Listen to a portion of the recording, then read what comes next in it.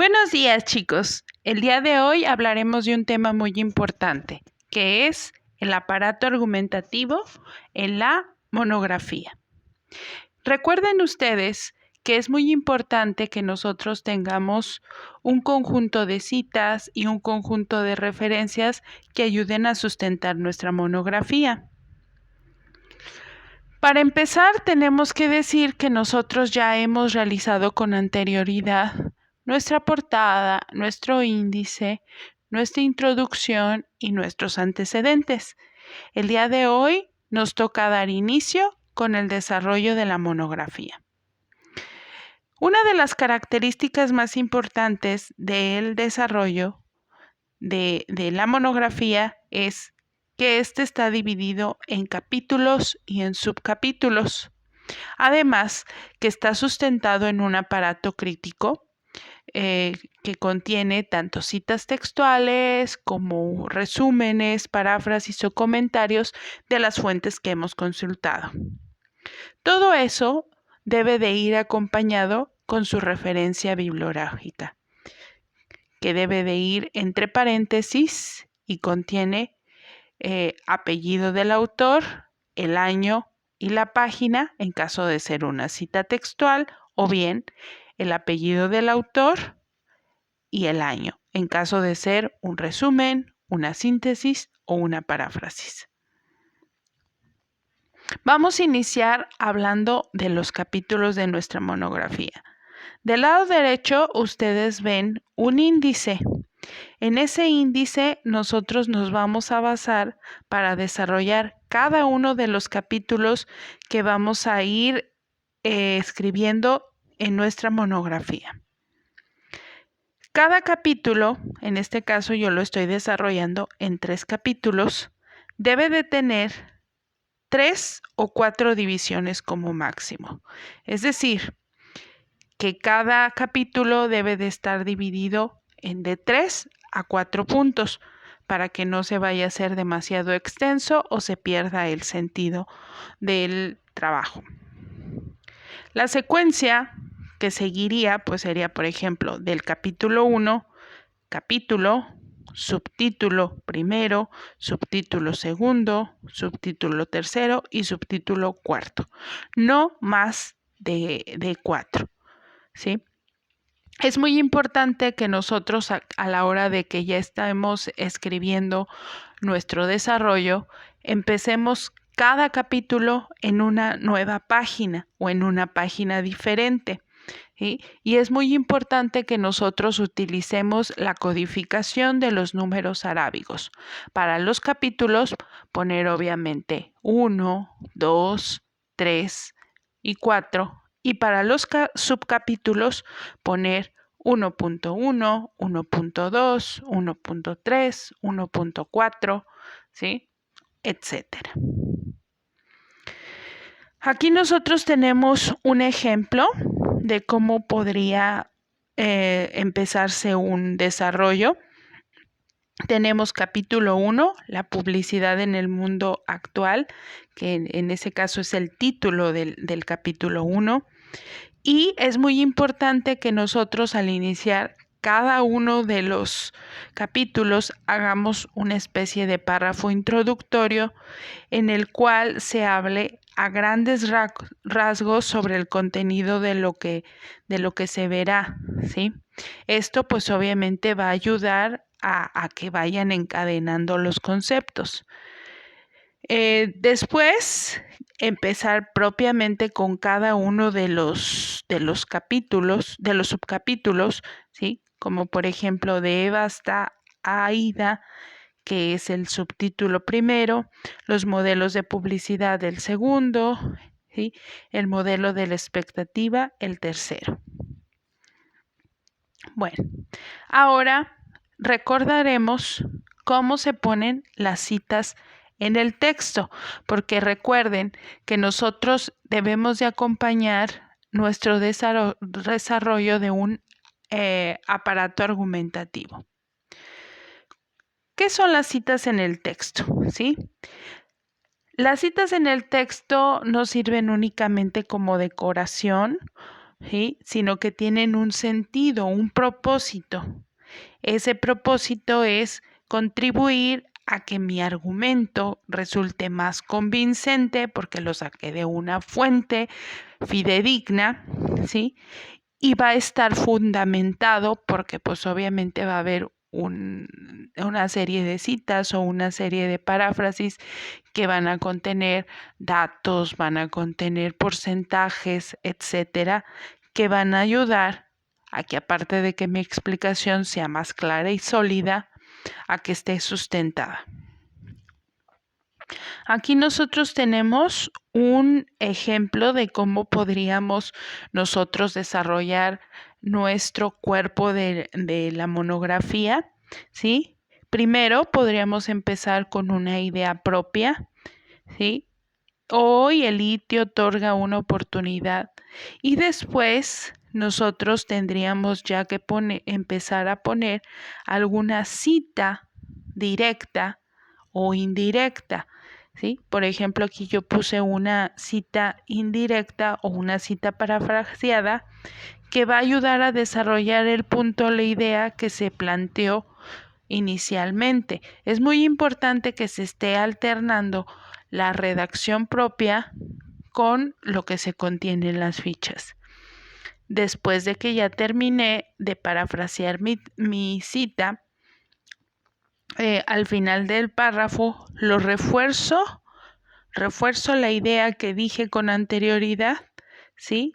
Con una explicación.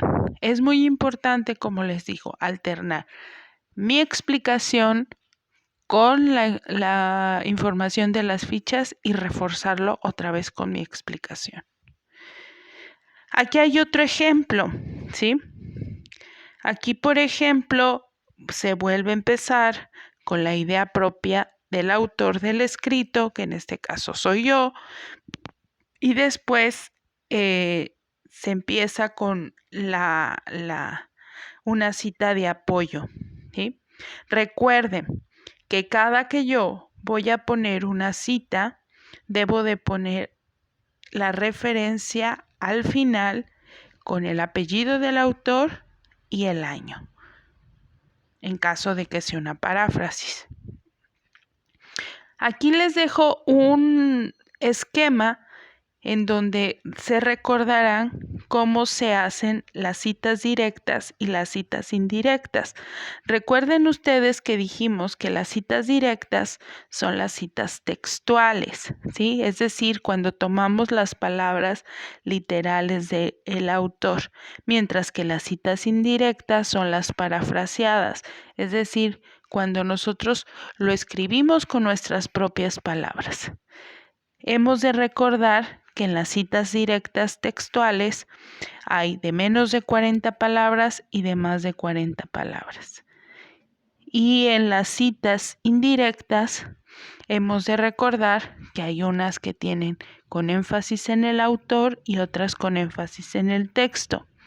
Cuando el énfasis es en el autor, se empieza obviamente con el nombre del autor. Según Heiser y Render, ¿sí?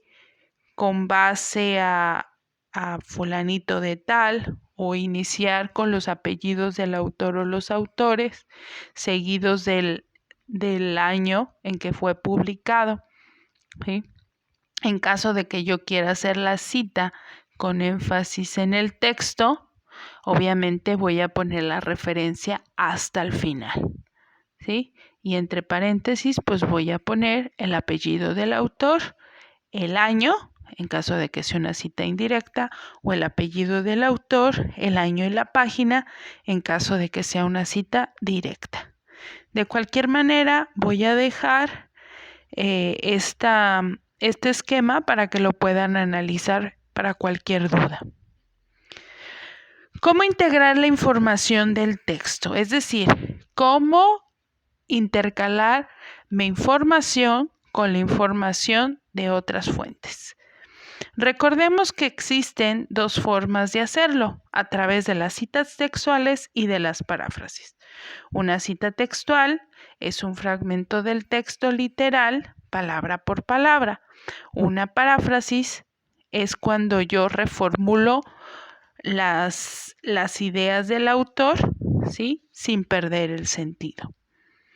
En las citas textuales las utilizo, por ejemplo, cuando yo quiero dar la exactitud en la información. Es decir, cuando yo, por ejemplo, quiero dar algún dato, alguna definición, algún año, ¿sí? Y que no lo puedo cambiar, entonces utilizo las citas textuales. Ya sabemos nosotros que las citas textuales deben de utilizar una marca tipográfica que son las comillas, tanto al iniciar como al terminar. Y obviamente poner al final la referencia bibliográfica, que son el apellido del autor, el año y la página o el párrafo de donde se tomó la información. ¿Sí? Aquí nosotros tenemos un ejemplo. ¿Sí? La cita que vemos ahí se incorpora entre comillas para demarcar, o sea, marcar la división entre las palabras exactas que fueron extraídas de otro texto y las palabras propias de la persona que está escribiendo. El paréntesis que vemos que está al final, pues ya lo sabemos, indica el nombre del autor, o en este caso, como no tiene el nombre del autor, el título de la institución o de la página, el año y la página de donde se tomó. La paráfrasis consiste en la reformulación de las ideas del autor, pero pues obviamente con otras palabras. A diferencia de la cita textual, esta no lleva comillas, ¿sí? Pero siempre se pone al final la referencia bibliográfica, que es el apellido del autor y el año. Aquí nosotros tenemos un ejemplo, ¿sí? Ahí empieza obviamente la redacción del autor y luego después en donde empieza en términos de Foucault, es una cita parafraseada que retoma una de las tesis centrales del autor Foucault en el libro El orden del discurso. Recuerden que se pone el apellido del autor seguido del año. En el caso de este tipo de citas de paráfrasis, no se necesita, como ya lo saben, poner comillas, ni tampoco se necesita poner el número de la página o el párrafo. ¿Qué recomendaciones debemos de tomar en cuenta a la hora de hacer este tipo de trabajos? Primero, más paráfrasis, menos citas. ¿Qué quiere decir esto?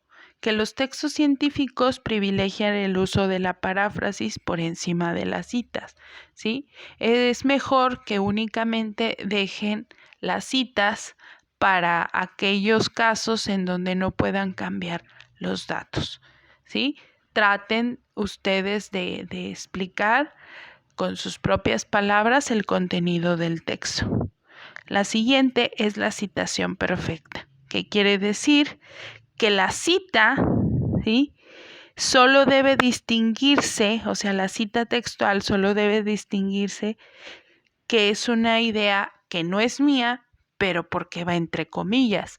La redacción debe de ser tan perfecta que no debe de notarse entre el cambio de estilo de la persona que está escribiendo y de la persona de la que se está tomando.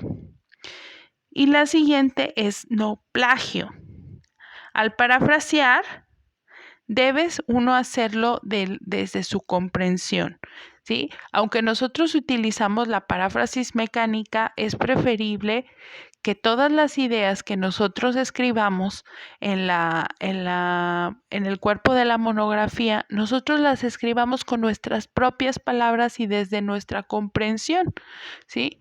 No únicamente cambiando las palabras que nosotros consideramos son difíciles, sino que nosotros escribamos esa información que estamos tomando de las fichas, pero con nuestras propias ideas. Otro punto muy importante en la redacción de la monografía es la cohesión y la coherencia, que nosotros ya habíamos explicado con anterioridad. La cohesión tiene que ver con la unión de las ideas a través de conectores o marcadores textuales, y la coherencia tiene que ver con que todas nuestras ideas tengan sentido o estén o tengan una relación de sentido, de manera que todo esté relacionado con lo que se está hablando.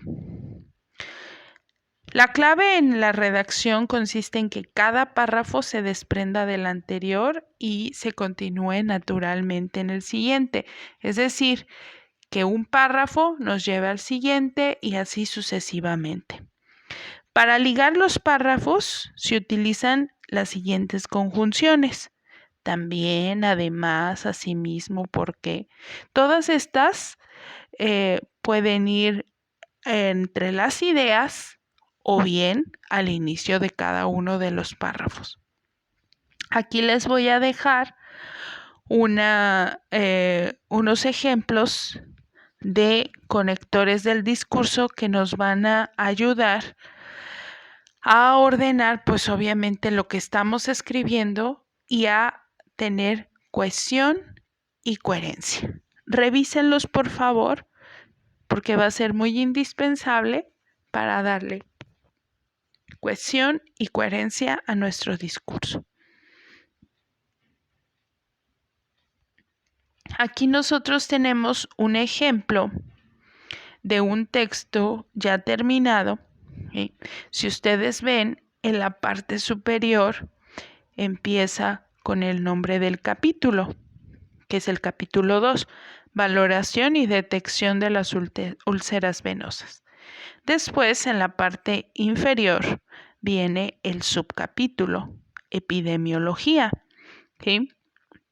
Y ya después viene la redacción de cada uno de los capítulos. Y por ejemplo, aquí empieza con un marcador textual que nos indica la fuente de donde fue consultada la información. De acuerdo con el estudio Bain Consult Program, ¿sí? Y pues obviamente lo que continúa es una paráfrasis, ¿sí? Termina la paráfrasis, se pone obviamente la referencia, que como dijimos únicamente va el apellido del autor y el año, ¿sí? Y después de eso es necesario que nosotros hagamos un comentario acerca de la información. Puede ser una interpretación, por ejemplo, como la que yo estoy dando, ¿sí? Iniciamos otro párrafo, ¿sí? Igual empiezo con una frase argumentativa, la mayoría de los estudios, ¿sí? Y pues obviamente continúo con una cita, ya sea una cita directa o en este caso una cita indirecta, directa como la que yo estoy poniendo. Después de que pongo la cita textual, pongo los datos o la referencia, que son el apellido del autor, el año y la página. No debemos de olvidar que cada que yo pongo un dato, es muy importante que yo haga un comentario o haga una interpretación acerca de lo que estoy poniendo.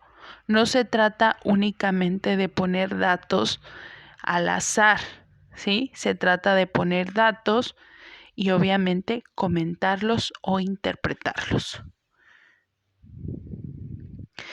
Les adjunto la bibliografía de donde tomé la información y en donde ustedes podrán profundizar aún más. Muchas gracias.